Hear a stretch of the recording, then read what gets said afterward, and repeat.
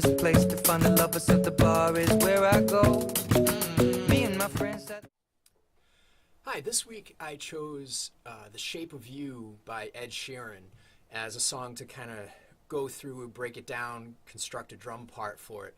And that last thing, the constructing a drum part for it, is the hardest part about it because there's not much on the recording as far as drums or percussion. So the drummer really has to get creative. And whenever you step into that creative mode, you should start thinking of how your rudiments, those building blocks and those tools that we use as drummers, as creative tools and patterns to help bring a drum pattern to life for this song.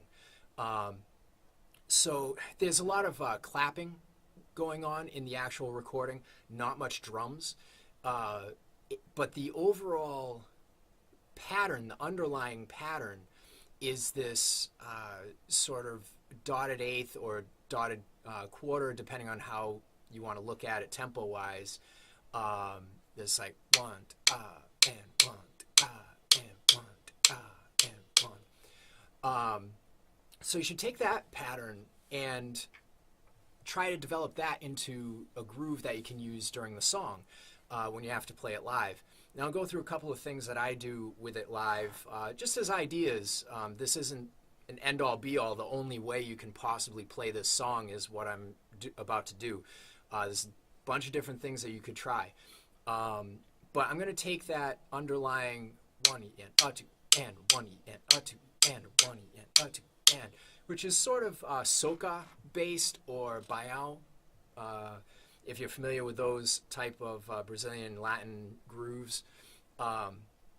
And so at the intro, I'm going to try and keep it quiet behind everything so that there's somewhere to build and somewhere to go. So the intro and the verse, I'm going to stay mainly on the hi-hat and the bass drum. Now, a couple of things rudimentally that you'd want to try to work on before attempting this would be your double strokes, which is right, right, left, left. And I have a separate video on how to develop double strokes and get your speed going with that. So once you get your double strokes up, you get that right, right, left, left pattern going. And you can develop your 5-stroke roll. I use this a ton in this song, the 5-stroke roll. Right, right, left, left, single right.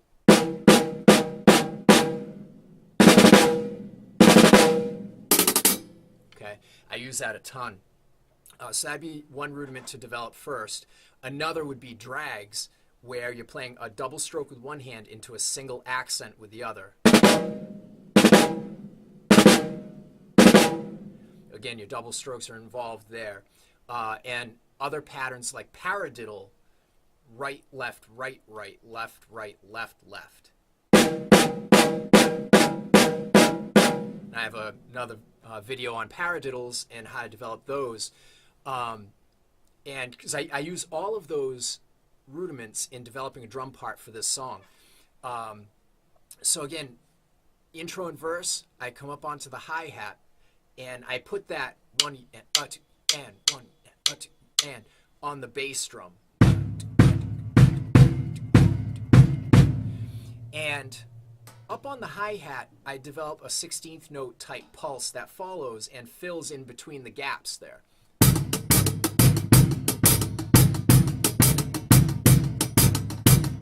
Okay.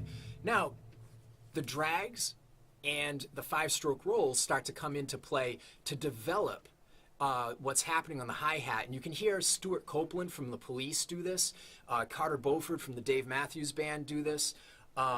They'll bring rolls onto the hi-hat to kind of spice things up a little bit. So you have that bass pattern.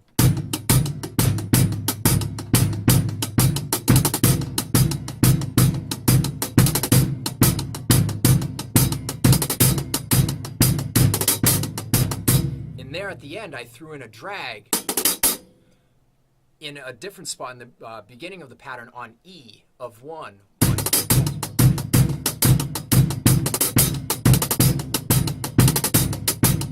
You can move the 5-stroke around. You could play it on beat 1.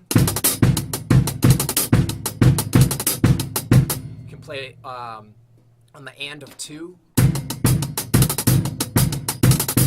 You can play it on the and of one.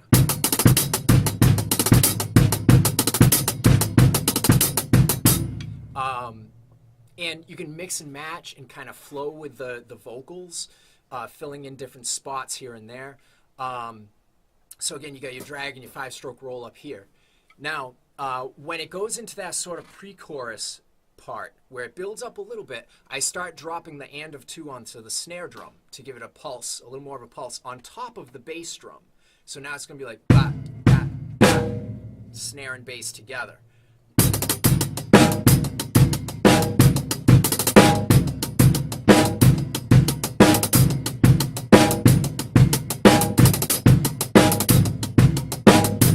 So there, I was dropping the snare drum in on the and of 2, continuing to move around my 5-stroke rolls, my drags here and there.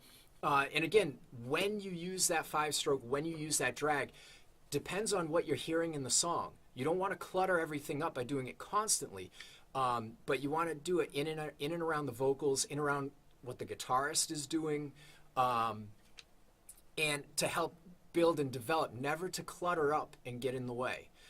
So you got to use your ears. And then the next part, in the chorus, I actually do a tom and snare type groove, again keeping the on the bass drum. And I do sort of an advanced thing here where I keep the 8th notes pumping on the hi-hat to help drive the music. But here's where the paradiddle comes into play, where I play, okay, and on the toms at first, okay, and again keeping the bass drum going.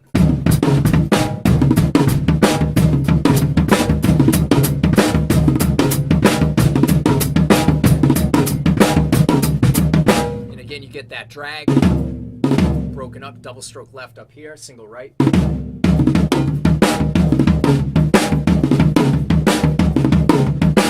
Add the bass and the hi-hat.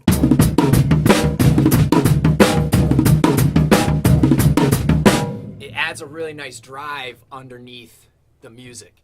And again, you're always thinking support to help fill it out. And you don't want it to turn into a drum solo. So keep everything controlled dynamically. Don't let it get out of control. And keep that tom groove subtle but driving underneath the music. Table doing shots, tripping fast, and then we talk slow. And you come over and start up a conversation with just me, and trust me, I'll give it a chance. Now take my hand, stop it, and the man on the jukebox, and then we start to dance.